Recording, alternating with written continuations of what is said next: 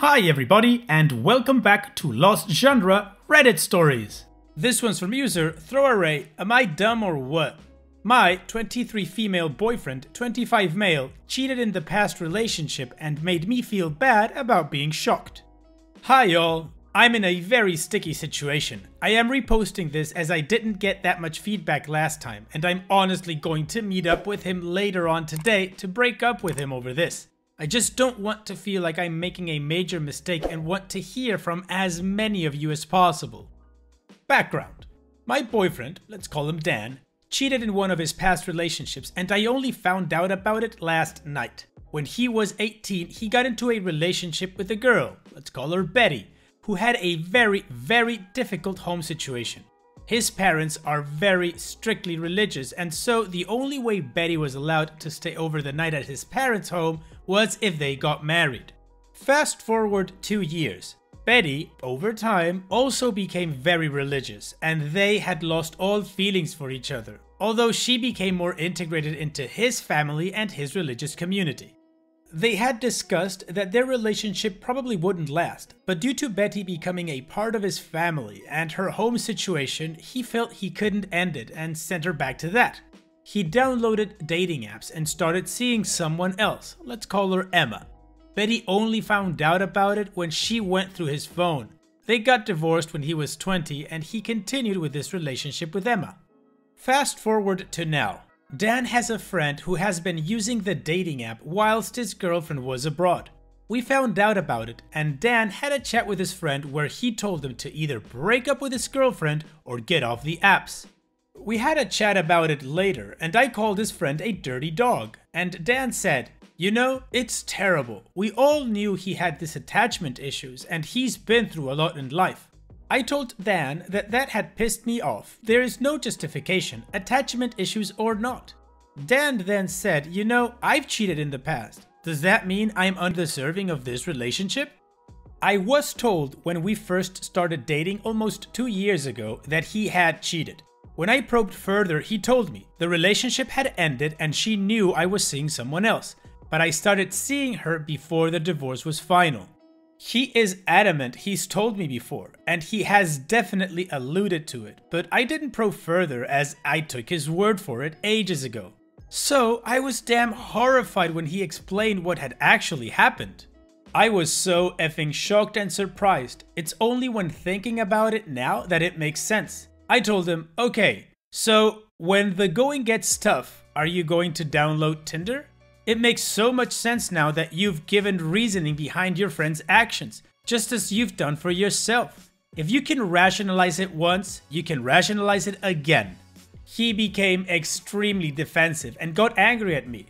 I asked him how long he was dating Emma for the while he was with Betty, and he told me that doesn't concern me or our relationship. I asked him if he was sleeping with the two at the same time. He told me he was shocked that I could even ask him something like that. What a crude and disgusting question. Of course not. He said he was a kid then. I said, "Wrong, you were 20, that's not even that long ago." He then proceeded to give me the silent treatment for a few hours before we spoke about it again. He told me that he puts so much into this relationship and I completely disregard everything. How I just speak to him without thinking about my words, making him feel crappy, and that I am disgusting for even questioning his loyalty to me. We didn't stop arguing until I apologized to him and told him that I would stop thinking about everything in such a black and white way. I was extremely apologetic for questioning his commitment to our relationship and said I would stop self-sabotaging this relationship. I really felt bad about what had happened and what I had said. We made up and he left this morning, but I still didn't feel at ease. I don't think I did anything wrong. Of course, I was angry and maybe I could have asked him all those questions in a nicer manner, but the way he blew up at me and got super defensive was extreme. If I was in his position, I would be a lot more apologetic and say, "I did something horrible in the past, there's no excuse for it," instead of proceeding to give me loads of justifications for it. The fact that he somehow made me apologize to him is crazy to me. Like, I just can't believe it. Guys, am I crazy? OP's edit.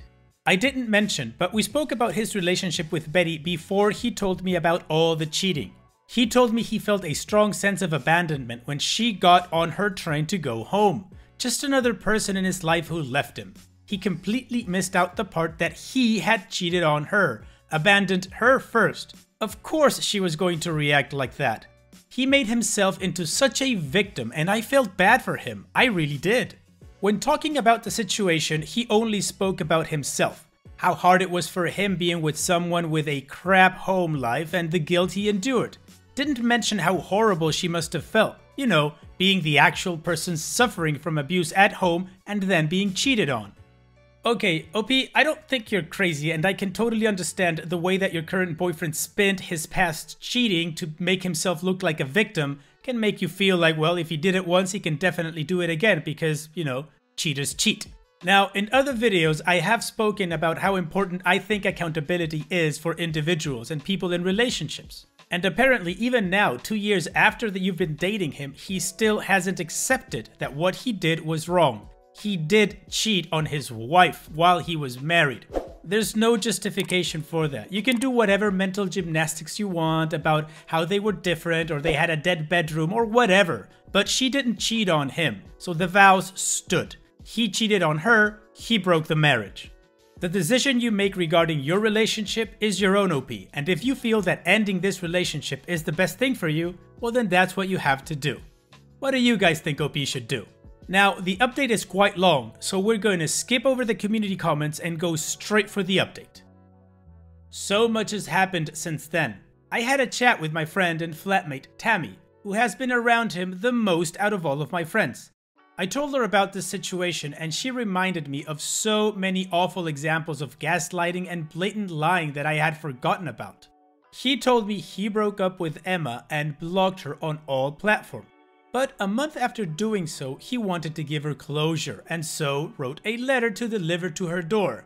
Emma happened to leave her house at that moment, saw him and told him if he doesn't leave, she would call the police.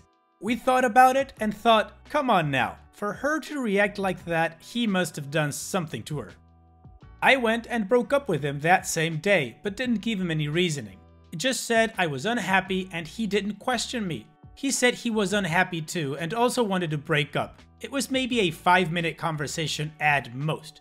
I went back home and had some drinks with Tammy and we thought, F it, might as well shoot Emma a message because I'm drunk and curious. I spoke to Emma the next day and I'm honestly so heartbroken and disgusted with myself that this is the man I was in love with for a year and a half when he is actually textbook psychopath narcissistic. I'm going to list what I found out from Emma because it's too damn long. 1. She was passed out one night after partying and came to with him on top of her. She asked him to stop and he didn't. Said he was about to finish. I thought, thank F I've never been blacked out in front of him, forgetting about this one time last year. It was after a New Year's Eve party and I don't remember anything beyond the bar. He had to drag me home. I was in such a state that I was puking on public transport. When I woke up, I still had my contacts in and my jumper on, but skirt and tights removed.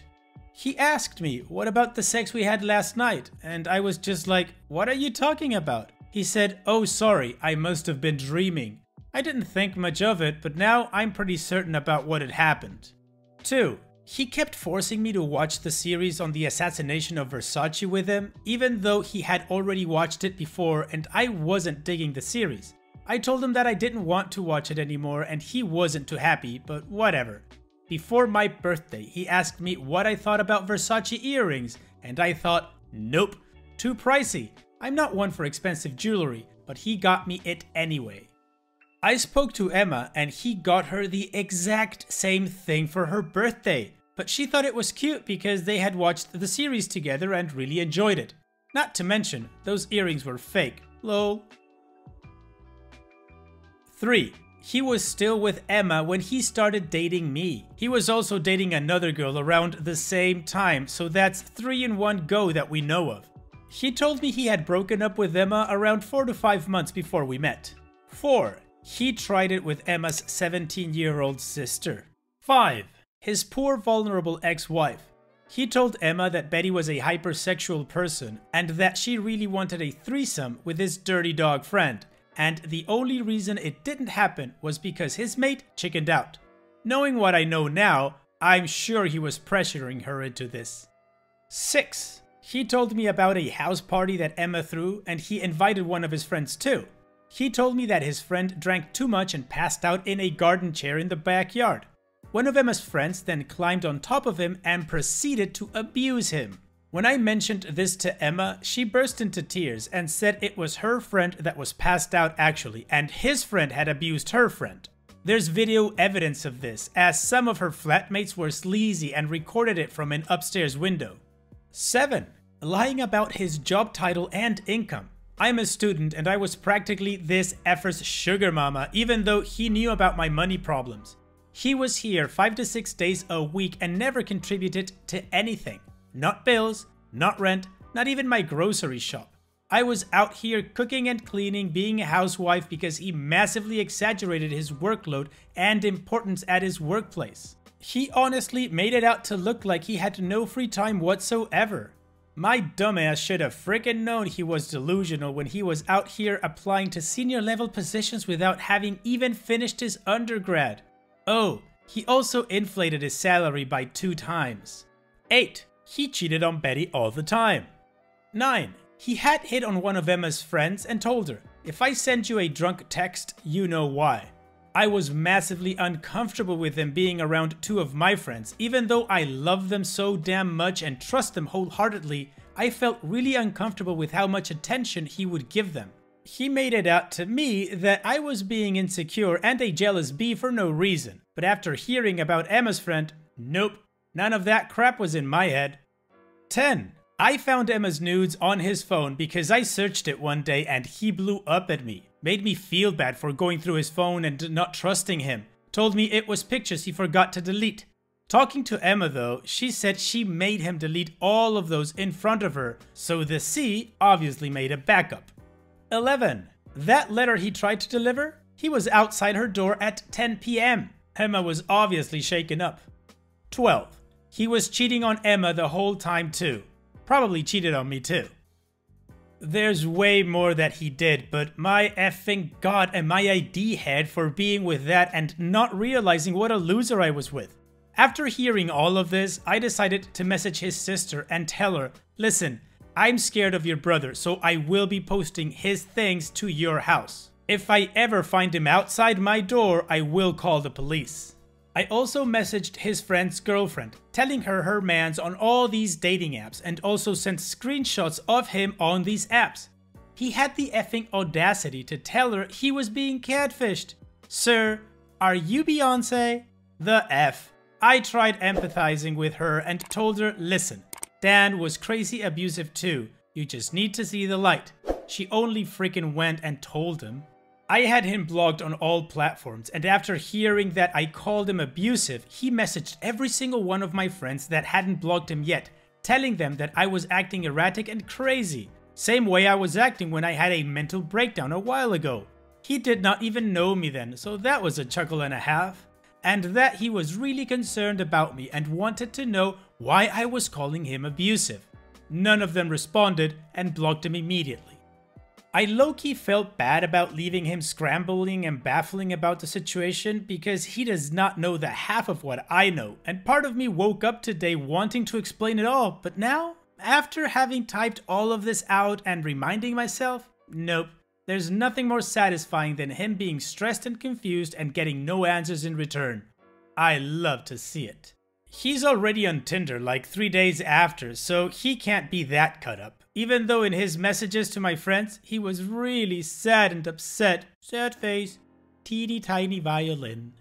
Well, OP, from what you're telling us, I would say you dodged a freaking nuclear warhead on that guy. Not a bullet, a full-on warhead. So what do you all think about what the boyfriend did and what OP's telling us that he's been doing all this time? Also, his friend group totally sucks. They're just as disgusting as he is. Do you believe that just blocking him and leaving him in the dark about how the relationship ended is enough on OP's part? Do you think there's something else that OP should do or could do to help possible future victims of being in a relationship with this guy actually avoid it? Let me know in the comment section. And so we've reached the end of the video. I truly hope you liked it. If you did, leave a like. And don't forget to subscribe to reach our goal of 100,000 subscribers. Also, if you feel like chatting with others from this community, you can always join my Discord server and check out my subreddit. I'll leave the links in the description. And I'll see you guys in the next video.